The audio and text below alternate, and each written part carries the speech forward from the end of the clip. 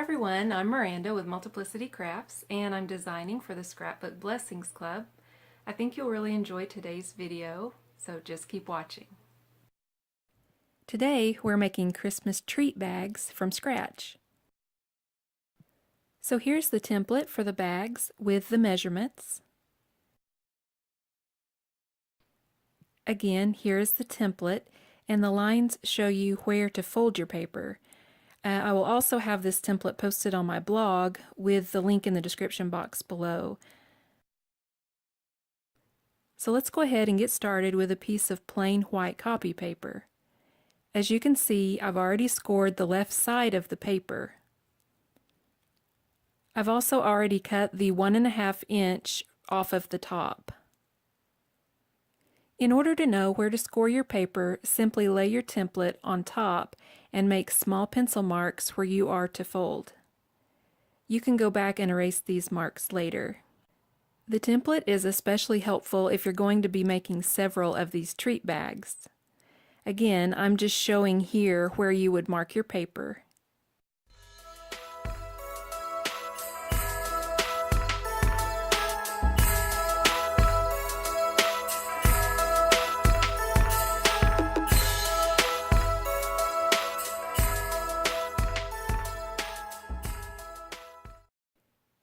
You can use a scoring board to score your paper, or you can also use a paper trimmer and a bone folder like I'm showing here.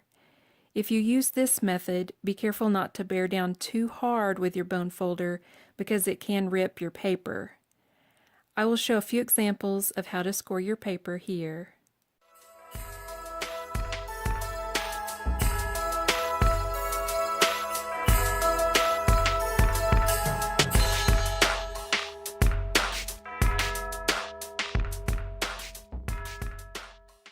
So here's what your paper should look like once it is scored. Now let's go ahead and fold the paper on the score lines. I'm going over the folds with my bone folder to make the creases nice and crisp.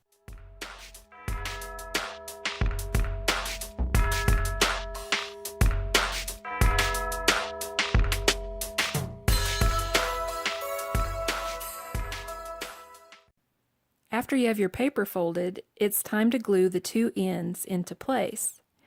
Using the glue runner, I'm adding a couple strips of adhesive to begin forming my treat bag. You can use any type of adhesive you choose, but I would recommend a stronger adhesive such as a permanent glue runner or a double-sided score tape. Once the bag is glued together, you can fold it flat to decorate. I decided to decorate my bags with panels measuring 2 inches by 5 1/4 inch. These panels are scored at 1 1/16 of an inch. I'm using my glue runner to add adhesive to the back of my decorative panels. The panels are cut so there will be a white border around them once they are adhered down. Once my adhesive is added, I will carefully line up the panels on my bag and glue into place. I found that it was easiest to match crease to crease when gluing down. Remember, there will be a larger white space at the bottom since we haven't finished constructing the bottom of the treat bag. Again, we will repeat the same process on the other side.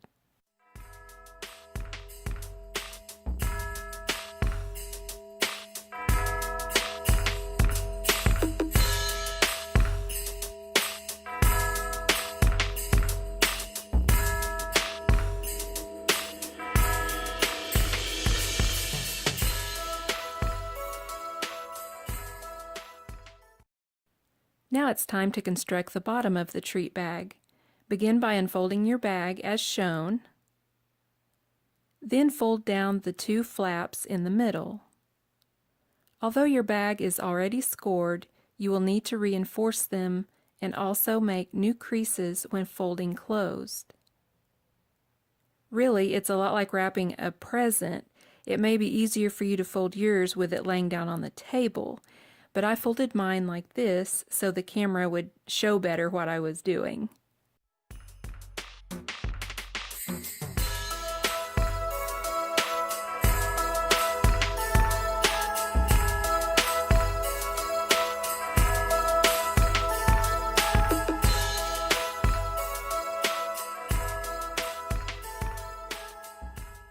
Once you have it creased and folded where you want it, you can go ahead and glue into place.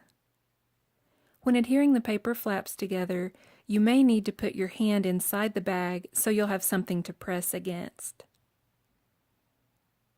After you get the two flaps glued, go ahead and finish off by gluing your two triangular sides down. Again, be sure to place your hand inside the bag to make sure the adhesive is pressed into place nicely. You can also reinforce your creases after adhering.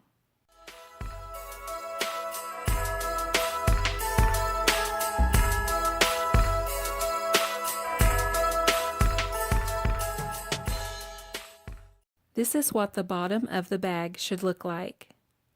In order to reinforce the bottom of the bag, I've added some heavyweight cardstock inside the bottom of the bag and also on the outside.